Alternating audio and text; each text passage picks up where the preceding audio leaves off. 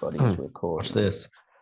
Folks, this is Screen Watching. My name is Dan Barrett, joined by Simon Foster. Big week this week. Simon, you got one of the biggest TV shows that, TV's ever got to witness. Yeah. Yep, Steve Carell in The Patient. I know. That's very exciting. What? Oh, what? Wait, no. What about that Lord of the Rings show? We'll probably talk about that on the show as well. We'll mention that briefly. I think we will. Hello, Dan. Hello, everyone. It's not like TV, only better. Television! Teacher! Mother! Secret lover. What, that's it? That's your movie? Well, I said that I had an idea for a movie.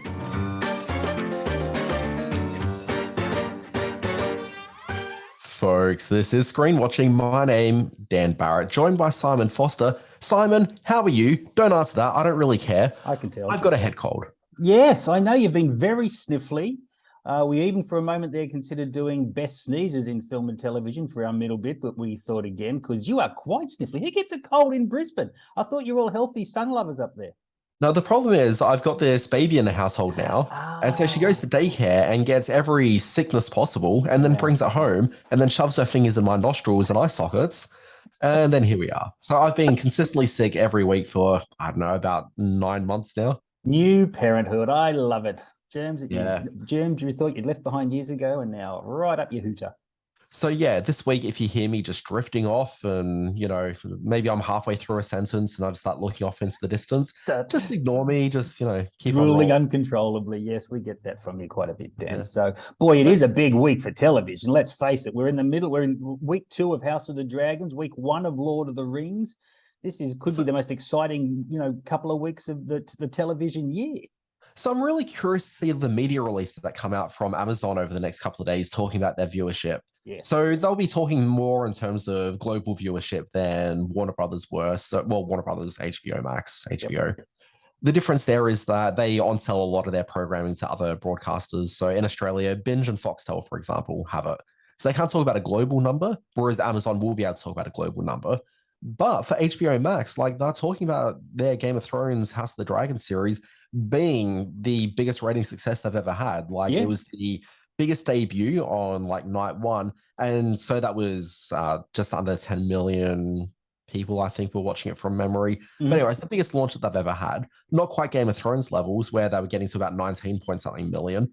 But then over the week, as people discovered the show on HBO Max and were doing the catch up, it actually passed and blew into 20 million people watching. So this is a bona fide huge cultural hit. So yeah, it's true. It's going to be interesting to see those numbers come from Amazon and whether or not that people are glomming onto Lord of the Rings at the same time, and whether we see that sustained over the next couple of weeks. You've got the inside tact with the people at Binge. How did it do in Australia? Are they talking big numbers? Look, I mean, I could ask the guys at Binge and they'll give me a sort of smile or a thumbs up and just give me a, we're very happy. Hey, who are you? But also I'm media. They're not going to share that with me. Sure. But there was a media release from Foxtel coming out talking about their viewership, and I don't have the numbers in front of me, but it was significant. It was, I bet. Decent viewers. I think they, certainly were very happy. All right. Well, that's all good things. What are we talking about on the show today? I know I've got a couple of movies that aren't exactly setting the world on fire, but I've got some interesting points of view on them, I hope. Yeah, so I can just hear my dogs barking in the background. We can all hear your dogs barking in the background. That's okay. That's all part of the fun of podcasting. Can you actually hear them? No, just occasionally. 1 or 2. Okay. Yeah, sorry. Was that flu or was that dog? Who can really tell? Who can tell? Okay, so we do have a couple of interesting things to talk about on the rundown. So I'm going to be talking about, there were 2 new shows that dropped on Disney Plus this week that were fresh from the US. You got The Patient, which is this Steve Carell, Domhnall Gleeson, I don't want to say train wreck, but it's a TV show. Yeah, it's a TV show, isn't it? Yeah, let's talk about that a bit.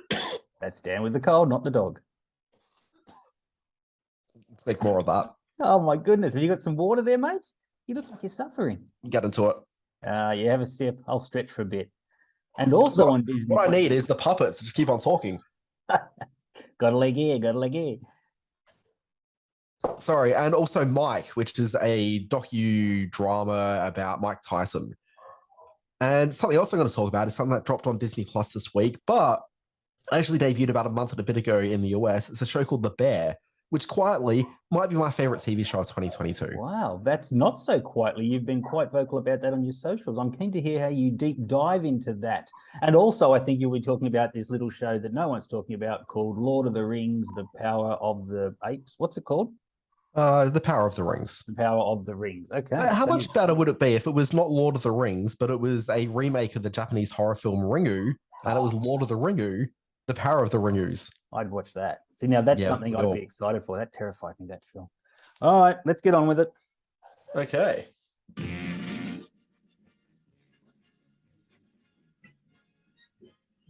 It stinks. Okay, so I wanted to talk about The Patient and Mike. So let's start with The Patient. This is a TV series, and I don't have a proper written review for either of these because, let's be honest, I think both are trivial bits of television. Ooh, gee, So okay. The Patient, I don't understand what the deal with this is exactly. So it's co-created by Joe Weisberg, who's the dude that made The Americans. So it's a pretty prestigious TV creator behind this. Quality. And the show, I've only seen the first 2 episodes, which are both streaming now on Disney Plus. Mhm. But you can find that Disney Plus in Australia, FX in the US. And the premise of it is basically that there's a serial killer played by Domhnall Gleeson in this crazy ass wig. He has kidnapped Steve Carell, who's a therapist, and he's got him tied to a, he's got cast iron like things around his legs. Hang on. Basement dweller. I don't need to be able to talk for a podcast, right? No, not at all. It's best if you don't. Yeah, no. So, and Steve gonna be Carell Paul. is this psychiatrist who's trying to deal with Domhnall Gleeson, who reveals in a very sort of tense moment that Well, he's a serial killer. a serial killer. Yeah. I'd already said that, so Oh, you did know. you? I wasn't listening. Okay. Yeah. So basically, you've just got this thing as a two-hander pretty much, although there's a third person who's upstairs wandering around that we don't know what the deal is with them. They do make their presence known at the end of the second episode, though, and probably the only compelling part of the 2 episodes that I saw. But it really is like a two-hander where the 2 of them are on a single stage set together and just monologuing back and forth. And there's the occasional flashback. You sort of find out a little bit more about Steve Carell and the sort of sad history of the breakdown of his marriage, maybe, or maybe she died. I don't think we've quite been given that clarity just yet. Yep. If we have, I'd drifted off at that point because, there's only so much going on. The problem with this is ultimately you've got Steve Carell, who's an incredibly charismatic, funny guy who's capable of some pretty serious dramatic chops as well. And then you've got Domhnall Gleeson, who is exceedingly charming. Okay, also has pretty strong dramatic chops, but you're really sort of stripping both of them of their charms, and you just got like this really flat feeling single stage, black box play effectively with a very fake looking set outside. Like, when you see like the background drops that are coming down, like it just looks fake. It doesn't really feel like it's an authentic space that they're in, and nothing about this actually feels like you can really tangentially connect to any of it. Now, have you seen this, Simon? Yes, I did watch the first 2 episodes, and I was, first of all, the one surprise I got out of it was that it's only a 21-minute episode. So these are small bite bits of tension and drama. Mercifully, I would say. Yeah, look, after 2 episodes, it is tough to get a hook into this, exactly what I'm after. I'm not as convinced that Carell is a great dramatic actor as likable as he is as a comedic actor. And I do agree with you that Gleeson is very good in almost everything he does. But this feels very much like a pitch for a series that hopefully will play out to its full potential as it go along, but reveals very little of that in the first 2 episodes, I think is the best way of putting it. Look, here's what it feels like to me. It feels like one of these shows that have come along, which was first The Podcast, with Yes. 2 or 3 star actors that are being cast in the podcast, people, yeah. a narrative play that is designed entirely to sell it as a TV series at some point, and almost all of them being terrible with the exception of maybe Homecoming, the Julia Roberts series by Sam Esmail a couple of years ago. Mhm. But, essentially it feels like it's so lacking in, any sort of third dimensionality to it. It's really just this two-hander because that's kind of the strength of a podcast narrative where you have a limited number of voices in it. Yeah, I think we're both on the same boat about this one. I think this is hopefully it'll get better, but at this point is a fairly minor entry from the talent involved, and there is considerable talent involved. Yep. Yeah, and I also want to talk about Mike really briefly. Mike, it's a bio series. It's not. Mike Tyson wasn't involved in it, but he may as well have been, because you're watching that first episode and it is the actor playing Mike Tyson, whose name I don't recall and I failed to, jot it down. If anything, it seems polite not to mention who's in this. Basically, he's on stage doing like a TED Talk sort of a thing, talking about, woe is me, this is the terrible upbringing that I had. This is what led me to become the notorious boxer and notorious public figure that I've come to be. And so through this, it's very much from his perspective, and very much from we're supposed to feel sympathy for him based on his life circumstance. Okay, so he grew up, poorer than poor, family just didn't really sort of exist for him. His mother was a fairly strong presence who tried to keep him on the straight and narrow, but she didn't really have any money. She did whatever she could to survive. And then you've got him sort of turning to a life of crime as a 10-year-old and finds himself in some sort of a juvie type thing where he then learns how to box. You've got that happening, but we're supposed to feel sympathy for him, even though they established quite clearly that of his family, 2 of his siblings went off to like fairly reputable careers and whatnot. So I don't understand how we're supposed to feel sympathy for this guy who just chose to jump into a life of crime and then later on, far more notoriously, convicted rapist. Like, he's a pretty awful human being.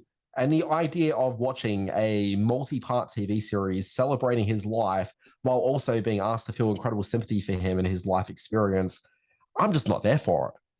Yeah, look, I was a little bit more upbeat about this. I agree that you got to tread carefully when you're delving into the life of someone who's lived such highs, but also been responsible for such lows.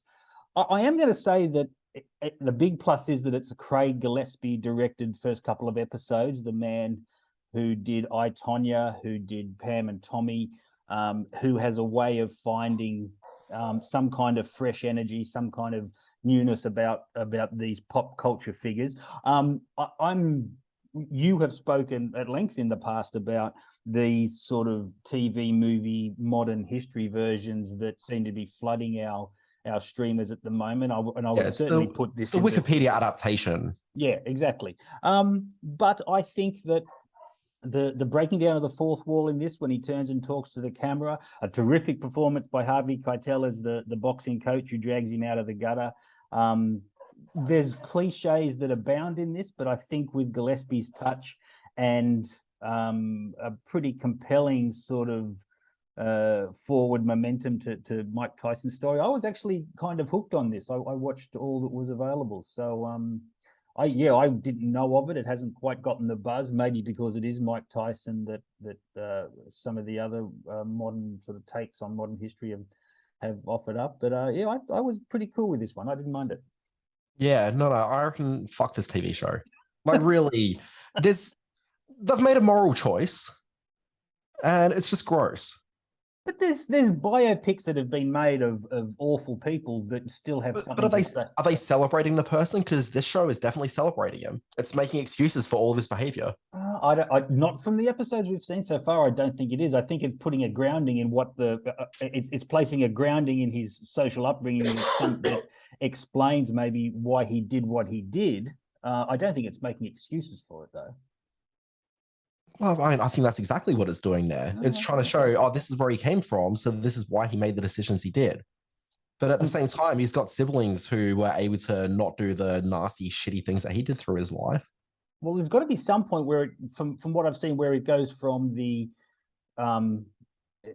he did awful things as a very young man. Then under Harvey Keitel's boxing coach character, he became a better young man. And then, but then as an adult, he just did nasty, horrible things. But then at some point, he must have fallen off that straight and narrow and I think we'll see the dissection of fame and how it can mess with a person's head who hasn't had the kind of upbringing that would be ideal. So I'm keen to. I don't think you can put that moniker on it just yet. I don't think you can hit it with that label just yet. But I will be watching it cautiously going forward that they don't do that. The thing is, culture doesn't exist in a bubble, so you can't just sort of look at this saying, well, they decided to tell this story without us really having any sort of critical faculties about who this person is. Like, we're watching this series because it is Mike Tyson. So the series has to have something that it really wants to say about Mike Tyson. And frankly, all I really heard was here's why he was the man that he became. Yeah, but And Gillespie's the that's man. not enough. But Gillespie's the man to turn this on its head. No, He I'm made just- he Come made on, us reconsider the Gillespie idea. made one good movie. He made one good movie, and but what he does, and he does very well, is take our perception of these public figures, whether it's Tonya Hardy or Harding or Pam and Tommy, or in this case Mike Tyson, and turn that in a way that gives us some understanding, but doesn't excuse their behaviour. I mean, the thing as well is that you're looking at TV from a auteurist director perspective. Gillespie's a hired hand. He's not the one that's really crafting the narrative and thematic understanding of what's going on in the series. I think he is. I absolutely think that his background in these sort of shows is part of why he's been hired for this. Oh, look, I understand why he's been hired for it, but like in TV, the showrunner is the creative voice behind it. Mm. I mean, people can add their creative elements to it, but like it really is the showrunner, the lead writer, who is the one that crafts the Who would thematic have idea. chosen Gillespie for that perspective? I understand what you're saying. I really do, but it's I think it's a quality piece of television, but one that I am cautious about exactly where it goes in terms of how it portrays Tyson going forward. Because yeah, you're right, he's done some awful things. The fact that the very first shots in this movie are the moments when he bites off Evander Holyfield's ear in this TV show, I should say. It confronts the fact that this is who he was, this is who we're dealing with. Let's give some insight into how he became what he became. I don't need that insight. Like, essentially, they've just made kind of an excuse for it, and they haven't really given me anything sort of deeper than that. All right. Okay. Yeah, I don't know. I just think the show's gross. But anyway, Simon, let's move on. You've got a movie you want to talk about. I do. This year's one of the most anticipated films this year is the first film since Mad Max Fury Road for George Miller. It's called 3,000 Years of Longing. Some years it's volcano movies, some years it's Robin Hood movies, some years it's meteor movies. Turns out in 2022, it's the year of the hot black guys and repressed British woman talking things out in hotel rooms movies. Still in cinemas as I do this is Good Luck to You, Leo Grande, in which Dale McCormack and Emma Thompson bond and bonk. And now we have Idris Elba and Tilda Swinton donning the complimentary bathrobes and working things out in Mad Max director George Miller's new film. But Miller has far loftier, more contemplative ambitions than just male-female harmony. In 3,000 Years of Longing, he uses the legend of the jinn, which is the Middle Eastern spirit creature that gave rise to the genie in the bottle myth, to consider the very essence of storytelling itself. Miller's film is a modern fairy tale draped in the colours and conventions of an adult fantasy, but also a discourse on the power of the narrative and how modern life may be robbing mankind of that power.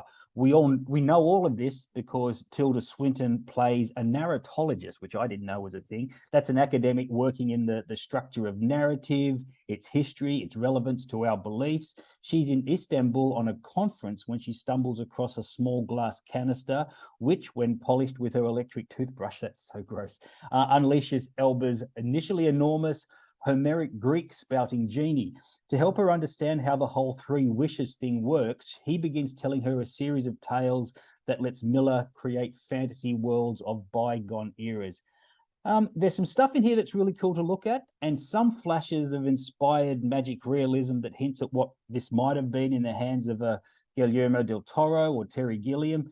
But George Miller, who I must admit has never really had a huge misstep critically, he gets dangerously close to self-indulgent folly with 3,000 Years of Longing. He doesn't seem entirely in touch with the story he's trying to tell, somewhat ironically, and despite having conjured it with his daughter, Augusta Score, who's a co-scriptwriter here, it's a fine line between eccentric and charming and overblown and trite, and Miller's fantasy dances between the two. So it's in some cinemas this week. They didn't go wide with this movie, and I can see why. It's very hard for a mass population to try to connect with this. You certainly can't promote it as a Mad Max from the director of Mad Max Fury Road, because it's about as far from that film as you can get.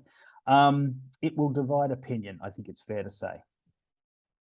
Yeah, I was a bit surprised I've not heard anything about this until a couple of days ago. Like, it sort of seems weird that a George Miller film has flown under the radar in the way this has. It's a passion project for him. He wrote it many years ago. He's been developing it in the wake of the success he had with Fury Road. So maybe like a lot of passion projects, it needed another set of eyeballs on this, just someone to rein it in. Maybe he understands what he was trying to do a lot better than the film does. That's the feeling I'm getting. There was even in the very small number of audience members I shared it with yesterday morning, there was a couple of walkouts because it does go off in some very weird tangential sort of flights of fantasy that don't really convince. So this one's an ambitious but very flawed work. Yeah, interesting.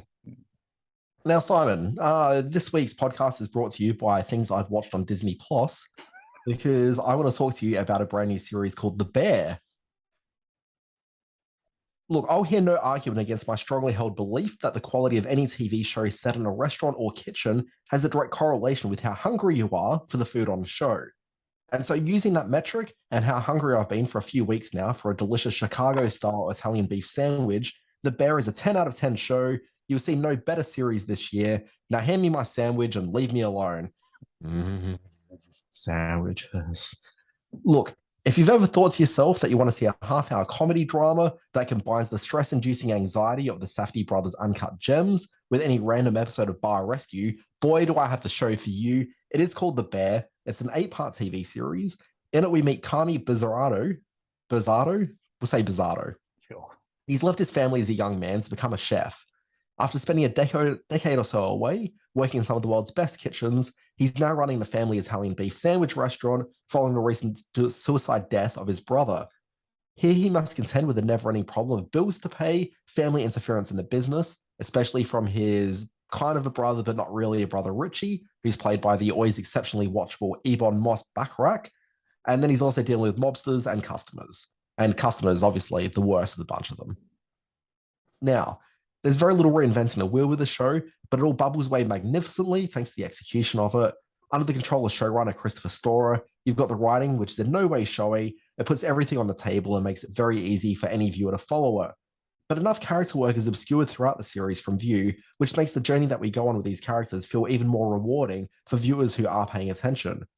Also, and again, this is the credits of the writing, the show reminded me a lot of Ted Lasso. It's in no way as earnest as that program. In fact, it's really quite the opposite. But both shows are about a talented outsider who inspires the team to achieve more than they previously thought possible, simply by creating a workspace and established patterns that allow these people to be their best. And as such, The Bear is surprisingly really inspiring TV. Now, like all great TV ensembles, you'll very quickly find yourself in love with the group of ragtag misfits that surround our lead character. This is especially remarkable in a show like this, which is so dark and edgy in its aesthetic. It's kind of like a lovable Atlanta. And like, whoever thought that'd be a thing? What? Yeah. So look, The Bear, it's covertly a hangout show that also has lots to say about its very grounded set of characters and various sets of stress and trauma they're grappling with. So I just realized the word grounded is in a show about beef. But anyway, there's every likelihood this is a TV show that would probably just get one season on TV and disappear forever, living only as a listing in articles for years to come about great but cancelled TV shows. As such, the story of these characters in their shitty but delicious sandwich store, it actually gets resolved at the end of the season in a really satisfying way. But plot twist, the good news is that the show defied expectation in the US and became a really buzzy hit show. It will absolutely be back for a second season as a result. And until then, and frankly from now, I'm spending my nights up trying to perfect an Italian beef sandwich. Oh, that sounds yummy. Sandwich. Yeah. This kind of deep dive into a very niche part of the commercial restaurant world suggests that it comes from a true story, comes from some sort of base in reality. Who are the guys behind this, and do they have any sort of insight into the characters and machinations of the restaurant world? You know what? Sometimes a person can just tell a good story. Maybe. That's the case here with Christopher Storer. So there are some people associated with the show who I think have a bit of an in to the restaurant scene. So they've certainly gotten some insights to build the world. But broadly, I think you just look at this as Christopher Storer just telling an interesting story about a man coping with grief. Character based. Okay, that sounds really interesting. And you have been very vocal about how much you like this on your socials, and certainly coming out of the US, it's had some great reviews. So if, as you say, the first season wraps in a satisfying conclusion, I'm all for that as well. God knows I'm sick of the ongoing struggle with cliffhangers and having to come back for a second season. I still haven't revisited physical season 2, which I was very keen on. But let's see how we go. It's called The Bear. It's on Disney Plus. Simon, Yes. you've got another movie to talk about. I Let's better do talk that. about Orphan First Kill. Do we have to? We better. When the promoted selling point for your film is the highly anticipated sequel to 2009's cult hit, things are getting off to a bad start. But that's the entry point for Orphan First Kill, the very dark. Wait. Are you suggesting there is a problem with a film coming out in 2022 that is a sequel to a 2009 smash hit film? I may have a problem with that. Yes, I think I'm going to make a good argument as to why that's going to be a problem. Can I just point out that probably the greatest movie that we're going to experience in our lifetimes comes out at the end of this year. It's called Avatar: The Way of Water, and it is a sequel to a 2009 smash hit film that was part of all of our hearts and minds. Yeah, I don't know if Orphan had the same social or impact that Avatar did. Yeah, keep backpedaling, Simon. I'll keep backpedaling. All right. So where did we get to? Okay, Orphan First Kill. This is a very daft second bloody adventure of everyone's favorite 30-year-old Russian psycho dwarf Esther, played with admirable earnestness by Isabel Fuhrman.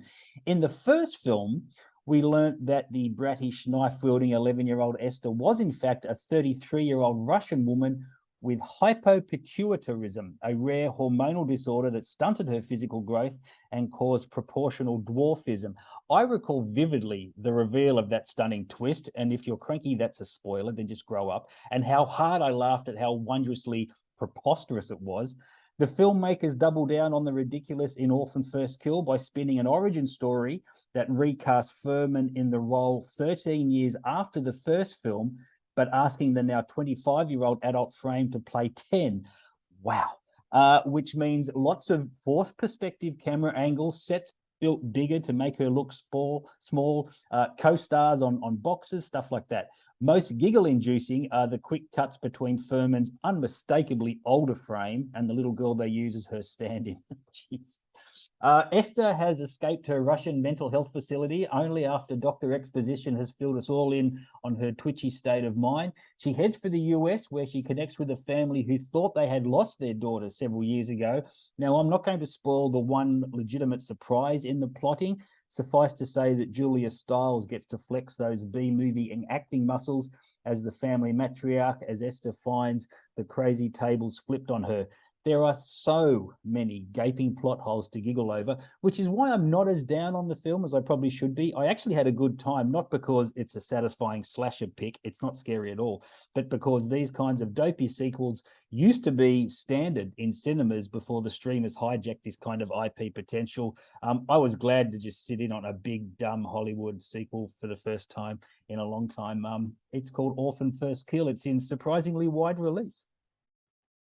Yeah, sure. It's because people like films from 2009. Yeah, 2009 was a hell of a year for movies between Avatar and Orphan. Exactly. It's good that you come around to my way of thinking. Now you're going to have a look at the one we've all been waiting for, Lord of the Rings, Power of the Ring. Indeed. And here's the part where I talk to our YouTube audience and I point out that, sure, they being Amazon, they've got the biggest TV show in the world. They've spent God knows how much money on it, despite the fact that they've given me access to every screener up until now. They decided to hold a very large media event in Sydney. I don't live in Sydney anymore, and as such, I can get provided with screener access. Yeah.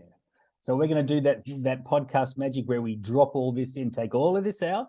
So this will become a collector's piece for our YouTube. Yeah, audience. absolutely. This just collect and trade with your friends. All right. So it's currently 9 a.m. on Friday morning. In 2 hours' time, the Lord of the Rings will drop. So I'll watch it, and then I will.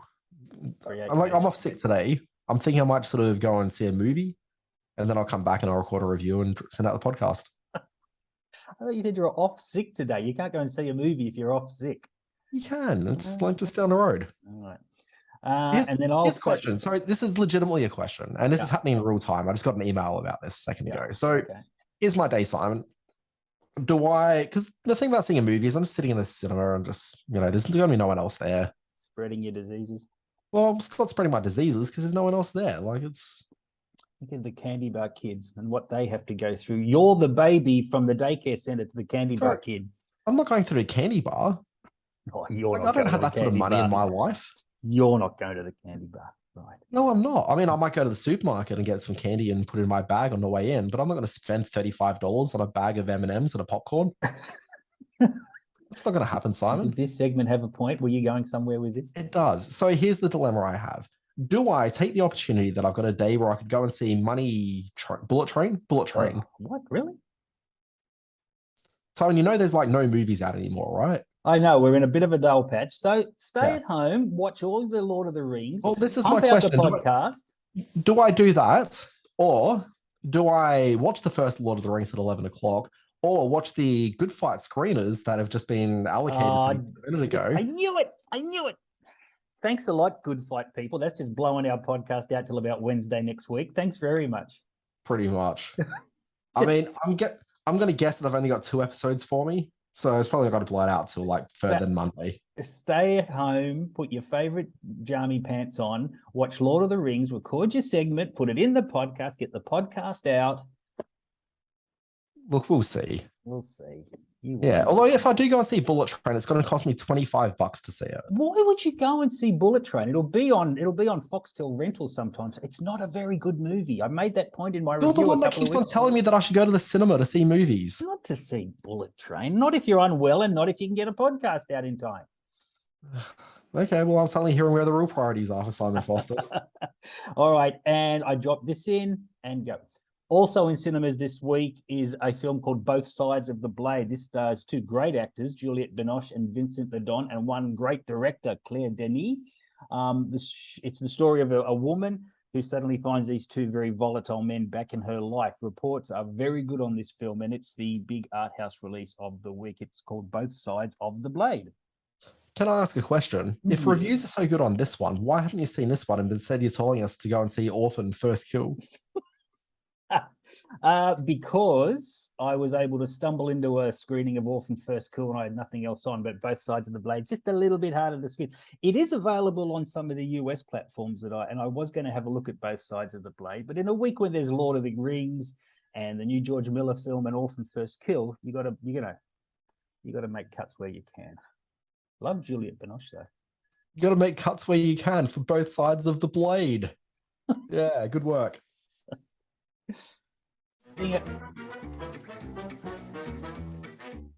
So, Simon, the middle bit. Here we go. Both of us have spent a lot of time thinking about this one. Yeah. Yeah. Or, we were struggling to come up with a middle bit and it's just kind of where we landed. Yep. That sounds about right. Okay. So, this is something I've been thinking about a fair bit over the last couple of days. Sorry, my dog's just going mental right now. I'm just trying to work out. Dog is insane this morning. What's going on? New House Blues. It's the cough. This is champagne podcasting. This can be our submission to the podcast awards this year. This is going to be quite the edit. What were we talking about again? Screen watching middle bit that you thought up about half an hour ago and have probably forgotten. Yeah, I actually have. I'm really trying to stretch right now as I struggle to remember what it was. What are we talking about? We were talking about how Warners are doing what Disney used to do by putting stuff in the vault and the legacy stuff. Yeah, okay, here we go. Right. Okay. So for this week's middle bit, which, we've clearly been thinking and putting a lot of time, in terms of really come up some very strong hot takes on this one. I think that's clear for the listeners.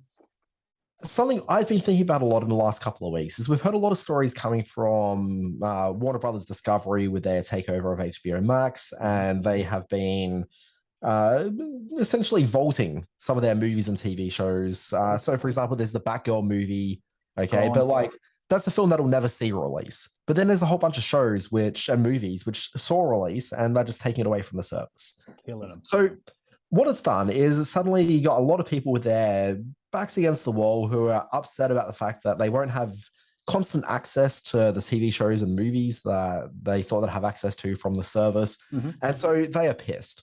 And to a certain degree, I understand where they're coming from. Sure. But I've got this niggling feeling in the back of my mind, which is that what you're calling for, which is like the constant state of ever perpetual TV and cinema access, is something that is really only a relatively new phenomenon. Absolutely. People will talk about, it's outrageous. We'll never be able to get permanent access to this. But also, people have only had that for the last like 15 years to 20 years. Yeah.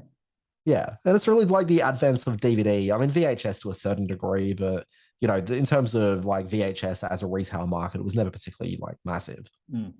But DVD really sort of created this sort of sense of perpetual access to things. And then that's been fully picked up by the streamers who've, you know, run with that as well. Like, are people right to feel upset by this, or do people need to have a bit more perspective? Yes, there is this, I think it's a great middle bit because it opens up a whole lot of issues that we're probably not entirely prepared to discuss. But I would also say that there's a sense of entitlement that comes with a current generation that says, even if I'm never going to watch it, I should have the option to watch it. And by removing that option where it's somehow impacting our right to watch it as part of what we're paying for. The argument for that is that the promise of these streaming services is constant access. Sure. And so lots of people who have adjusted their viewing habits to embrace what these streaming services are offering. And now suddenly there's some of the major ones who are taking a step back going, whoa, let's maybe not offer everything anymore. Yeah. Yes, I totally get that. And circumstances will change and there'll be buyouts and there'll be corporate hijacks, all that sort of stuff, which put into, you know, turnaround product that we thought was going to be there forever. That's just unavoidable. That will be the way. That aspect may have been hidden from your average streaming person and person who buys all the platforms hoping to get everything all the time. So that's going to change. That's the reality of Hollywood. This also taps into, from my perspective, my ongoing love for physical media. So I can look at my DVD shelf right now and see movies that I've bought in years gone by that maybe I've only watched one or two times, if even one time. But I still have that option to reach up there and get it and fall back on the old VHS mantra of what you want when you want, which the streaming platforms can't guarantee anymore. So to actually be able to hold the DVD in your hand of the movies and TV shows you like the most is still a big pull for me. And in fact, in the what else have you been watching segment a little bit later, I'm going to mention some of those. So yeah, from my perspective, there's that angle. Where else, what sort of other angles do you have on this one, Dan? Well, like, I don't know that I've really necessarily got real sort of hot take angles on it. Like, part of me, and it's this dichotomy that I'm sort of battling in my own mind, which is that, like everyone, I was very much sold on the promise that we live now in an era of perpetual media. And so if something is released by HBO, for example, in theory, that should always live on HBO. So it is upsetting to me, the idea that a show like Mrs. Fletcher, which was one of the absolute best series of last year, little seen. And I think that if HBO had maybe gotten their sort of publicity in order a little bit, they could have capitalized on the success that Catherine, gosh, why can't I think of her name? Catherine Hahn. So she became a big household star thanks to her involvement as the villain in WandaVision. Like, she had this really great HBO series running at pretty much the same time, but they just took no effort at all to promote this thing. Yeah, very frustrating. You should check the show out. It's very good. Okay, I like her a lot. Sure. Yeah, it's a good little character piece. Yeah.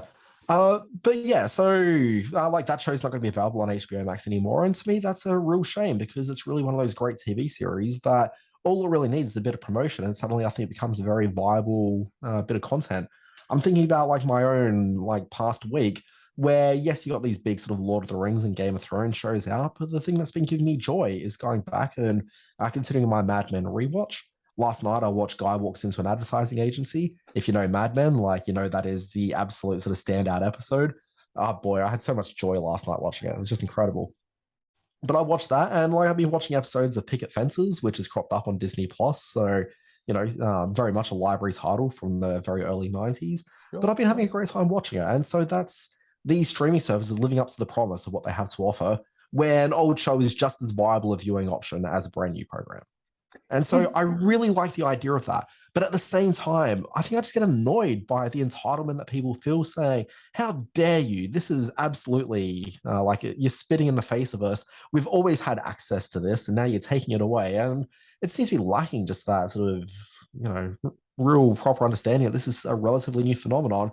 And it happens to be that back in the olden days, in the days of yore, like, if you missed like an episode that was on that week, like, you're probably never going to see that episode again. You're gone. Exactly. Is there Are we all also sort of forgetting that one of the things we most like discussing on our social media platforms is what hasn't come to your local streaming platform? Where is family? Where is 8 is enough from my perspective? And you know, there's still a whole sort of swathe of content out there that isn't being released to these platforms and has disappeared into time, and we're being fed the line that you know, you're entitled to watch all of these things when in fact we never really have been.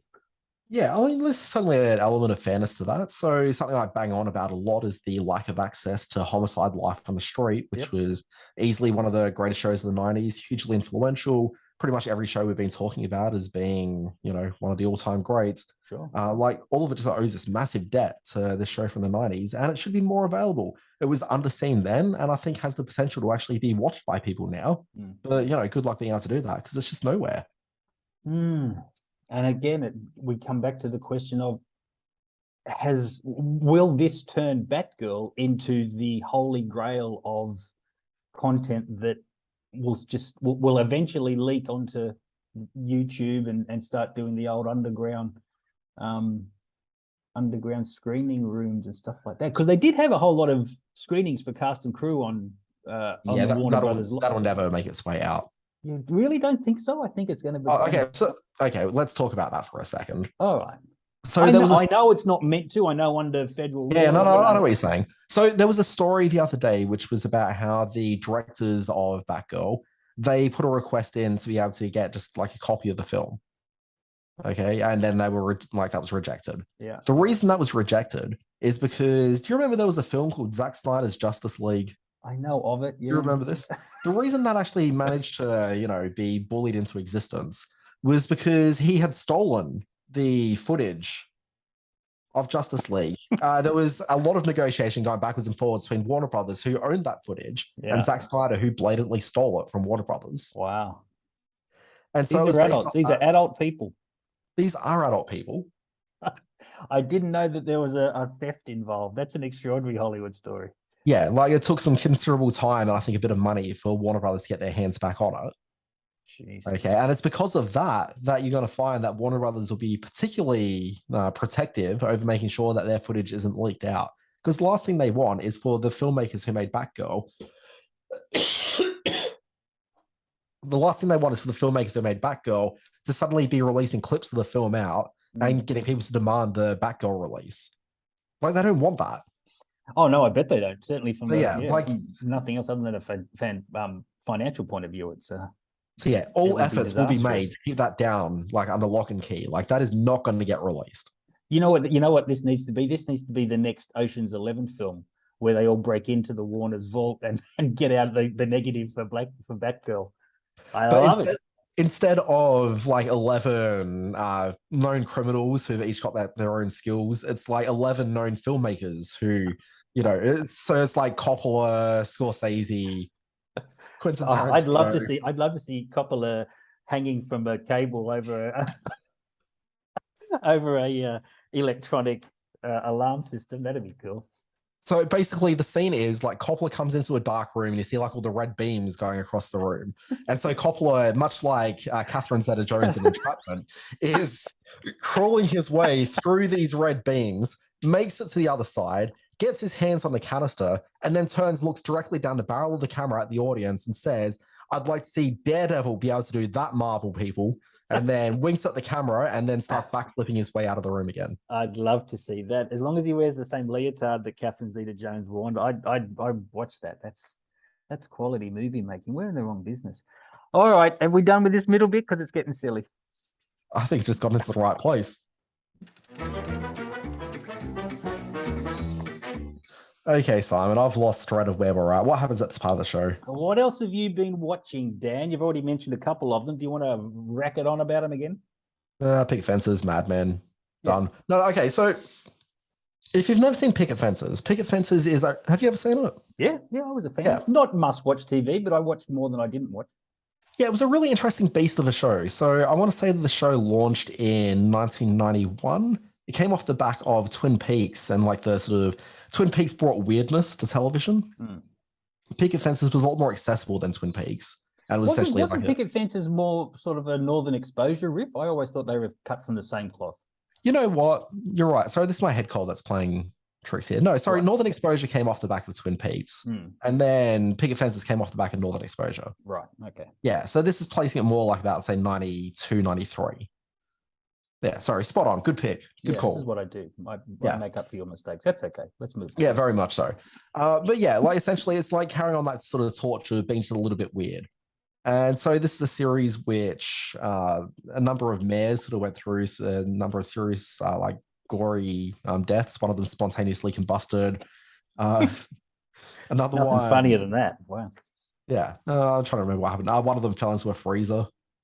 Who was the lead dude in this? Was this Skerritt? This was Tom Skerritt, wasn't it? Tom Skerritt. Yeah, with Costas Mandalore as the young cop. Mandalore, wow. I love Tom Skerritt, one of my favorite actors. I was lucky enough to interview not that long ago. A very aged Tom Skerritt. And he responded very favorably because there's a great line in Alien when he goes, that's a bunch of horse shit. And that became like my group of friends' call sign whenever we didn't believe in anything. It became the Tom Skerritt line, and he thought that was hilarious. So yeah, very fun, very sweet man. Yeah, I generally love Tom Skerritt. I think he's great. Yeah, but what's interesting about Picket Fences is that it's a very socially progressive TV show. It's set in Wisconsin. Okay, so it's middle America, but this is a show where every week they would look at a major sort of hot topic, sort of an issue. So it might be abortion one week. It might be talking about injecting kids with growth hormones. Like if you're a little weedy kid, like, that's a way that you can sort of, get some bulk. Was that a thing? Did they really do that? I don't remember that. You can see that in the first season of the show. It's streaming now on Disney Plus. They're dealing with lesbians. They're dealing with, teen lesbians. They're dealing with a woman in a coma who has been impregnated, and the husband's keeping her alive until she gives birth to this child. What are the ethics of that? Essentially, it's just every week they come up with something which is providing a venue to discuss something in an open forum. So am I right? Am I right in thinking it was a David E. Kelly joint? It is. So much like all of David E. Kelly's shows, particularly from the 90s, wrote every episode of it. Has a writing team who are feeding him story ideas, but he'd go off and bang out the scripts, and off it went. Like, it's an impressive feat. Okay. You watch the first season of the show, and I think that the production is a little bit shaky. There's some really interesting guest stars that crop up through it. So lots of faces that you'll know from, a bunch of TV shows and movies from the 90s and early 2000s. That's interesting. A lot of character actors. You'll see that happen through. The storytelling becomes a bit more sophisticated in the second season. The cast becomes a bit better as well. So Don Cheadle joins the cast. Wow. Sorry, the aforementioned Ocean's 11 star, Don Cheadle. Baby Don Cheadle, he must have been very young back then. That would have been that would have been early, when he sort of turned up in one of the early Spike Lee films. I think was his first gig. So has it survived the transfer? Does it look like old television, or have Disney Plus given it a bit of a spit and polish? It's got a bit of a spit and polish, but it still looks, pretty old school. Charming is what they say. It looks rustic. Rustic is a good word to describe it, as it should for Picket Fences. Yeah, all right. Definitely watch it. I mentioned like the teen lesbians. There's an episode where the daughter in it, played by Holly Marie Combs, she's up late one night with her best friend. They start talking about kissing boys, and so she's like, "Have you ever kissed a girl?" And so they kissed, and the girl is suddenly, like, her friend suddenly thinks that maybe she actually is interested in Kimberly in a way that she hadn't really sort of considered previously. Wow. Meanwhile, Kimberly's just kind of like grossed out by the whole thing, and she's like, no, this is not really happening. But then she reveals later on that she was actually sort of a little bit sexually aroused by the situation, and so she's working through her issues. Now, if you watch that episode in 1992, 93, whenever the episode aired, like, it kind of seemed like it was a bit of a progressive move. 2022, it's a very awkwardly staged conversation. I think we've definitely sort of moved on a fair bit conversation-wise, and what we're willing to accept. But, there's definitely some honest truths that are discussed, and it still holds up reasonably well as an hour of dramatic storytelling. Well, that's it. It's dated in some respects. That is interesting, though, because it does point to a period in time where the movie of the week and the issue, the TV issue of the week was it really sort of positioned television as being at the forefront of creating social talk, of being the conversation starter on some of these bigger social issues and social change. So that's significant in that regard. Well, look, I came of age like when Picket Fences was airing these episodes. Like, I was 13, 14, 15, watching these sort of morality stories sort of playing out. And so I think a lot of exposure that I had to some of these fairly progressive ideas were formed through this television show. I think I tweeted this out during the week, which is that I wonder how much of my political viewpoints come from, being so heavily influenced by Picket Fences as a young kid. And Dog the Bounty Hunter. And Dog the Bounty Hunter, which I've never actually seen, but sure. But it's kind of interesting to sort of talk about that in like a 90s context, because I think that throughout the 90s, there was definitely a sense of trying to provide a lot more context to, some fairly sort of outlandish social issues, but it's sort of like this pre-internet thing. And like through the internet, we've gotten access to a lot of viewpoints and perspectives from people that we didn't ordinarily have within our day-to-day social circles. And so, I think there's been a lot of progression that's happened because of platforms like Twitter, where you can make fun of Twitter all you want for all sorts of reasons that are often fairly well deserved. But I do think that our general understanding about other people and compassion has been impacted quite heavily. Like the world is a different place because we've got access to these different voices now. Absolutely. So you've got that. But I think in this 90s period, like there was an urge where I think that we were looking for that the technological release and access to be able to do that kind of thing. Because I think we were trying to make sense of where we were. We'd, thinking about like through a US perspective, that gone through like civil rights in the 60s and things had kind of settled. And it was at that point now where it's like things kind of feel like they're a little bit more settled than they had been. Let's try to find that perspective on it. And so I think there was just a lot of soul searching happening there, which happened through both dramas, but then also the rise of daytime talk shows like your Ricky Lakes, your Oprah Winfrey's, your Donahue's, and like there's a reason those shows all came out at that time. Yeah, absolutely. They were pre-internet gab fest that sort of brought together very diverse opinions. Yes, we could get very deep into why I think Twitter's been more damaging than good, but there are both sides to that argument, so we can maybe delve into that in a special episode, maybe a future middle bit. What else have I been watching? I want to mention very briefly a DVD company called Imprint. No commercial partnerships on this. This is just something that I bring up. They're going through this great sort of release pattern where they're bringing some great old movies to Blu-ray. It peaked last month with a movie called The Beast, which is a Jason Patrick film about a group of Russian tank soldiers who are caught in the Afghanistan conflict. It's an early film from director Kevin Reynolds, who went on to infamy as the director of Robin Hood and Waterworld, became one of Costner's sort of lackeys, but he made his best film in The Beast, and it's been given a beautiful Blu-ray release. There's also stuff like Charlton Heston in the Medusa Richard Burton in the Medusa Touch, and one of the classic films in the 70s, Day of the Locust. A lot of these haven't seen any kind of DVD or Blu-ray release in the past. So from Imprint, I get their newsletter once a month, and I'm always sort of keen to see what of the great 70s, 80s, 90s films are coming from on Blu-ray from Imprint. So, like I say, no commercial agreement is in place. That's just me saying I love what Imprint are doing. So, check out Imprint. Yeah. Simon, I think that brings us to the end of this segment. Is that correct? Yes, I think we're at the end of this segment. There is a quick save the date. Some dates I want to mention. Okay, what do we got? September 8th to 11th, get along to the Sydney Underground Film Festival. It's playing at Event Cinemas George Street. It's opening with the new Patton Oswalt film, I Love You, Dad, which was a big South by Southwest hit. September 23, Lou debuts on Netflix. This is the story of a young mother who teams up with this very cranky, mean-looking woman played by Alison Janney to pursue a kidnapper. It's a great trailer. Don't know how the film is, but on September 23, that comes to Netflix. And November 9 to 13th, up in your part of the country, the Asia Pacific Screen Awards and Screen Forum is on. That's happening in Brisbane and surrounding areas, Brisbane, Queensland, in fact, from November 9 to 13. They're coming together of all the nations of the Asia Pacific region to award and talk film. Awesome. Also, just interestingly, playing at the Gallery of Modern Art at the Cinematheque is a Fellini retrospective for the month. Nice. Big Fellini fan? You know what? I've seen very little Fellini, and I saw this as an opportunity to go and see some stuff. But instead, I think I'm just going to see Bullet Train at the local Hoyts. Federico Fellini's Bullet Train. I've seen some Fellini stuff. It does pop up quite a bit in sort of festival retrospectives. He's certainly of the time, but no director has ever made movies like Fellini made. Some of the stuff that he can capture in a frame of film is just surreal and beautiful. So you should get along, enjoy it. Some great Fellini films. Yeah, not enough to start like Brad Pitt though, which is disappointing. Yeah, needed more Aaron Taylor Johnson in there. This week in history. So am I starting this one here in September 4, 1995. Xena Warrior Princess, starring Lucy Lawless, debuted in the US, a spin-off of the superior Hercules. The journey continues. Oh, that's going to get emails. September 4, 2000. Look.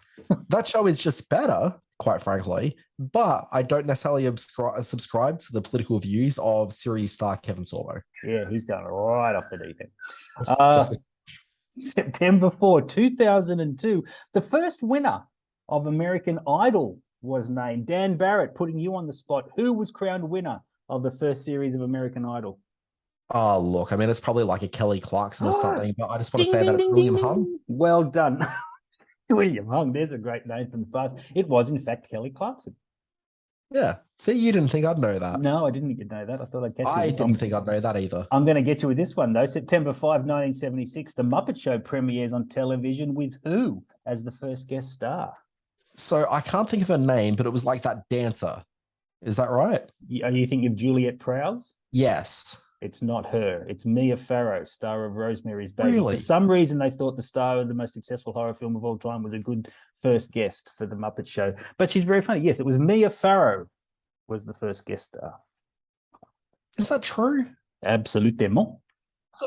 I thought it was the Juliet Prowse episode, because isn't that the episode where they introduced Mama, which I thought was in the very first episode? I don't know about all of that. I can only know what my cut and paste job from the internet tells me, and the internet tells me it was Mia Farrow. Okay, I'm going to do some browsing while we continue this segment. Okay. What's going on here? In 1994, September 6th, actor Jackson Pinckney. Okay, sorry, I just read through the rest of this. I can't believe we're talking about it. Was awarded $487,000 for being partially blinded by Jean-Claude Van Damme, the muscles from Brussels, during a filming of Cyborg. What a great film that was, except for Jackson Pinckney, who had one of his eyes taken out. So, sorry, Jackson. Bad move, JCVD. Sorry, if we're going to talk about Cyborg, can we talk about the little bit of trivia around Cyborg? Let's do it. Bring it on. Albert Pune's classic film Cyborg. Always happy to talk JCVD. The original development of Cyborg, and forgive me if I'm getting this mixed up, but I'm pretty sure I got my titles right here. The original development of Cyborg was that it was a sequel to a fairly great film from 1987 called Masters of the Universe. It was. That's exactly right. It was being developed and then scrapped heaped, and then it was turned into a JCVD vehicle for the great director Albert Pune, who went on to make such films as The Sword and the Sorcerer and a whole bunch of other classic VHS titles. Classic. I've got a lot of fondness for that Masters of the Universe. Yeah, well, that's crazy. But yeah, no, it's kind of a wacky film. September 7, 1979, ESPN debuts. Dan, what does ESPN stand for? Oh, that's a really great question. Yes, I know. I didn't know it, actually, when I saw this. I got a couple of the letters right, but I couldn't get it. SNN would be Sports Network. Yes. I'm gonna... This is, look, you can feel the tension in the air, the brain cogs ticking over. I'm not sure. What's the acronym for? Entertainment Sports Programming Network. Okay. Yeah, that makes sense. Yeah. So there you go. Birthday time. Sorry, I'm busy just looking up Muppets at the moment. That didn't come out the way you thought it came out. According to the Wikipedia entry here, yeah, there is the pilot episode, right, which is the Muppets Valentine Show. But that is not actually strictly the first episode. Who was in that episode? So in that pilot episode was Mia Farrow. Right. So the actual wording I got from the website was The Muppet Show's premieres on television with Mia Farrow as guest star. That was does that read correctly? They wouldn't have led with Juliet Prowse. Juliet Prowse was like some Broadway actress. She wasn't kind of a big deal. No, but don't forget like the actual sort of deal with the Muppet Show, which was that they were filming it in the UK and didn't really have access to like a large pool of talent that would be known in the US as well. So a lot of the time they were just grabbing people that kind of were around. Walk past the studio. It's got here for episode 1 that it's some gentleman named Joel Grey. Oh, well, Joel Gray's the Oscar winner for Cabaret, and he was certainly in there, but he would have been in the pilot episode. But Well, a he's in the premise- first episode. The pilot episode is Mia Farrow. Oh, okay. And then there was a second pilot that was filmed called Sex and Violence. What? Yeah, You're deep diving on the Muppets. that's what we're here for. Simon, let's Wow. move on. No, not happy birthday. No, not that. Please, no, not happy birthday.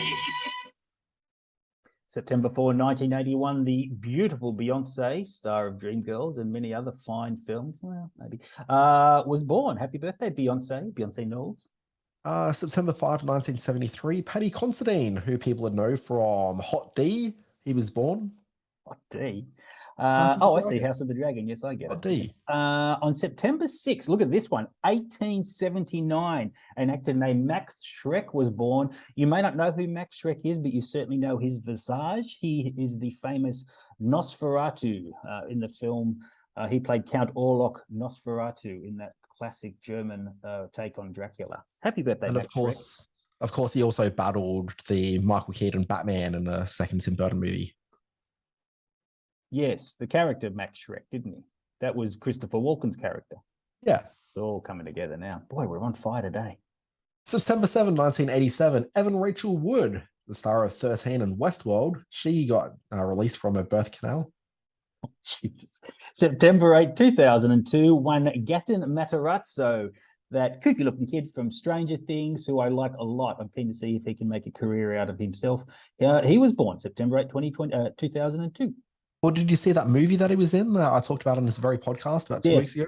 I did. I didn't watch it, but I know you talked about it. Something about, I can't remember what it was about. The teen high school thing, wasn't it? It's the teen high school thing. I don't actually remember the name of it. But You wish you shouldn't have brought it up now. I mean, you're the guy that's saying that you'd like to see if you can make a career of things, and yet you're not even watching it. Well, he's in the punk What's show. the I like the punk that hidden camera thing he did. That was quite funny. I see. I don't watch it because I'm a grown up. Time for the sign off. Indeed. Let's get out of here. Thank you for listening to Screen Watching. My name is Dan Barrett. You can find me on Twitter at the Dan Barrett. You can start your day with my free newsletter. It's called Always Be Watching at alwaysbewatching.com. It's got the big stories in TV, streaming, and film. And on Friday, you got the Always Be Streaming newsletter, which recounts the big shows that launched that very week. You can read my words at screen-space.net. Head on over there. I'm going to put some fresh content up. It's been a while. Just a little burp. I'm on the Twitter at Simon R. Foster1. Go to the Screen Watching YouTube channel.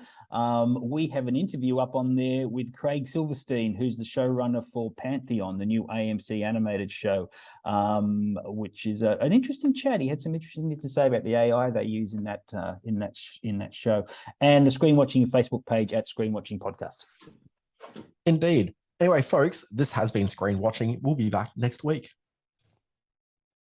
So that's me.